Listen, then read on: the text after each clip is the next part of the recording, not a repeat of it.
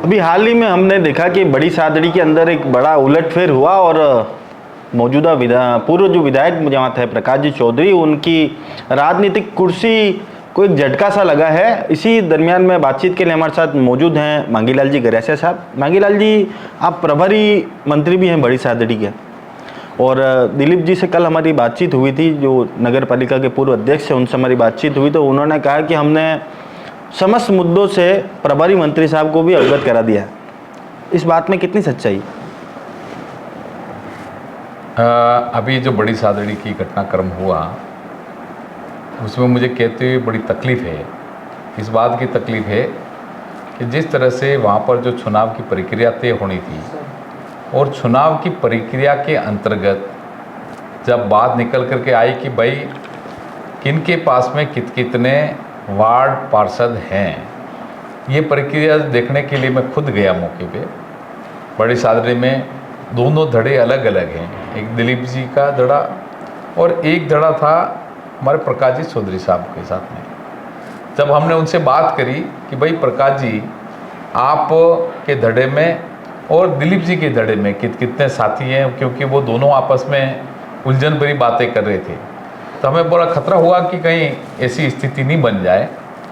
तो हमने कहा दिलीप जी भाई, मेरे को कितने पार्षद हैं आपके पास में? तो उन्होंने बात करी कि साहब हमारे पास में ये पार्षद मेरे को बताने के लिए कर दे, मैं उनसे बात कर लेता हूँ उनकी क्या व्यू निकल करके आता है। तब जब उनके साथ में बैठा तो उन्होंने जो बात बताई कि जब हम ये 5 जने हम हैं और हम जो है चाहते हैं कि हमें टिकट मिले। हमने कहा कि टिकट आपको भी देने के लिए करें, परंतु मैं पूरे सबसे व्यू कर दूं किस तरह से स्थिति बनेगी, क्योंकि ये जनरल की सीट थी और जनरल की सीट पे बैठ करके हमें बात करनी थी। तो हमने बैठ करके बात करी। उन भाइयों से बात करने के बाद उन्होंने एक साथ में कहा कि नहीं, हम जो है ये तैयारी करके हमें टिकट दिया जाए तो हमें जो काम करने के लिए करें। ऐसी की ऐसी स्थिति मैंने जब वार्ड पार्षदों से बात करी, उन्होंने भी यही बात करी कि हम टिकट लेंगे। फिर हमने प्रकाश जी भाई साहब से बात करी। मैं कहा प्रकाश भाई साहब बताओ कितने आपके साथ में पार्षद हैं? तो प्रकाश जी भाई साहब के पास में 8 वहाँ पर वार्ड पार्षद थे। हमने सब ऑल ओवर जब स्थिति देखी, उन्होंने भी अपने व्यू दिया कि साहब हमारे पास में जो 8 पार्षद हैं और हम सभी कांग्रेसी भाई हैं, वो हमारे से अलग नहीं है, हम उनसे अलग नहीं है, हम सब मिल बैठ करके फैसला करने का काम करेंगे। और हमने उनसे कहा, अनुरोध किया, मेरे को आप बैठ करके सब साथी एक मंच पर बात कर लें जिनका निराकरण हो जाए। और जब उनके 8 पार्षद जब एक तरफ थे, तब हमने ये कहा, मैं को भाई आपके साथ में 8 पार्षद है तो आप बैठ करके तय कर लें कि हमें किस रूप में काम करना है। अब हमारे पास में जब ये सब स्थितियां देखते हुए हमारे जो वहाँ पर ब्लॉक कांग्रेस कमेटी के अध्यक्ष जी टेक संजय झाड़ साहब वहाँ पर थे, उनसे भी बात करी, पार्षद साहबानों से बात करी। तो उन्होंने जब जनरल की सीट थी तो जनरल की सीट के लिए वहाँ पर बात करी, तब तो वहाँ बात ये निकली कि हमारे जो जनरल की सीट है, मैं को उनको भी बुला लो। उनको भी बुलाने के लिए बात करी दिलीप जी भाई साहब के उधर से, तो उन्होंने वो आने से इनकार किया कि हम नहीं आएंगे। फिर बाद में वापस बात करी प्रकाश जी भाई साहब से। मैं कहा प्रकाश जी भाई साहब आप बैठ कर उनके सबके साथ में बात करें। हमारे ब्लॉक कांग्रेस कमेटी के अध्यक्ष जी के साथ में बात कराई, उनके पिताश्री जी से हम मिले, बात करी उनसे। फिर उन्होंने कहा कि हम बैठ करके आपस में इन काम को निराकरण करने के लिए कर देंगे। मुझे अच्छा लगा कि ये निराकरण करने की स्थिति में आ गए।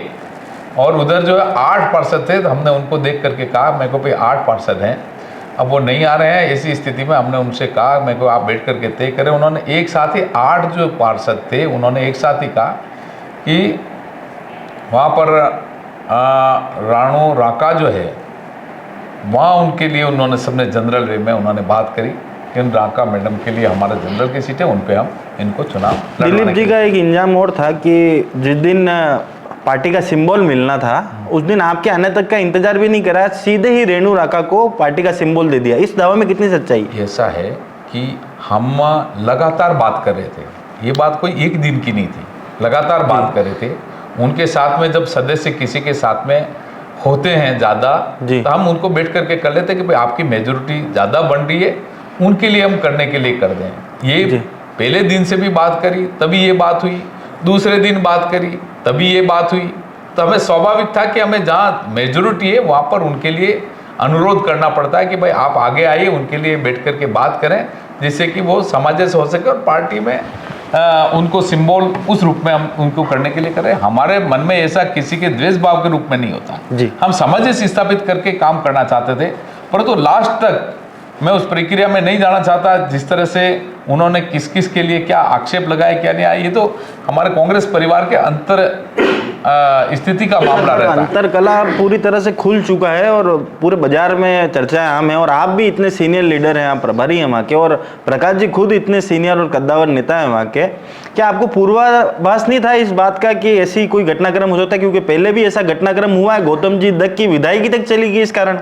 ऐसा है कि हर स्थिति को देख करके हमने तय किया, जब एक तरफ 5 जो है पार्षद है, एक तरफ 8 पार्षद है, स्थिति स्पष्ट होती है कि भाई जहाँ मेजोरिटी किसकी है उनके लिए हमें तैयारी करके उनको देना पड़ता है, कहना पड़ता है कि भाई आप सब सामंजस्य करके इस काम को करें जी। ऐसा नहीं कि मेजोरिटी को नहीं देखें और उसके बाद में फैसला करें। हमारे ब्लॉक अध्यक्ष जी वहाँ थे, पार्षद वहाँ थे, मैंने एक एक पार्षद से बात करी, करने के बाद में डिसीजन लेने का काम किया कि भाई आप है जो आगे आने का करें, जैसे कि सब सामंजस्य होकर के इस सीट को निकालने के लिए करें। अंतिम और आखिरी सवाल आपसे जानना था, ये जो हार हुई है 2 दिन पूर्व, इसे गौतम जी दत्त का बदला माना जाए या फिर ये पार्टी के लिए बहुत बड़ा नुकसान है और किसी नए संदेश की तरफ, किसी नए मुकाम की तरफ इशारा कर रहा है? ऐसा है कि पार्टी में किसी भी तरह की कोई भी बात उठती है तो पार्टी के मंच पर ही उनका निराकरण करने के लिए बात करते हैं। अब रहा सवाल ये कि कोई व्यक्ति हाँ करके ना कर लें, किसी पार्टी के हित में काम नहीं करें, पार्टी की सब अवहेलनाओं को ताक में रख करके काम करें, तो उसके लिए हाईकमान बैठे हुए हैं। मैं मानता हूँ कि ये सभी स्थितियाँ, इन सभी परिस्थितियों से हाईकमान को अवगत कराने के लिए कर देंगे। ये किस तरह से डिसीजन लेना उसके लिए आगे की बात करेंगे। Thank you. धन्यवाद। हमारी विशेष मुलाकात थी मांगीलाल जी गरासिया साहब ने, जिन्होंने बड़ी बुलंदता से अपनी बात को रखा और इस बात से आश्वस्त करा कि पार्टी हाईकमान जो भी फैसला लेगी उन पार्षदों के खिलाफ, वो उन्हें भी मंजूर होना चाहिए और पार्टी अपने लेवल पर काम करेगी और घर का कोई कलह है तो ये पार्टी मंच पर उसको निपटाने की प्रयासरत है।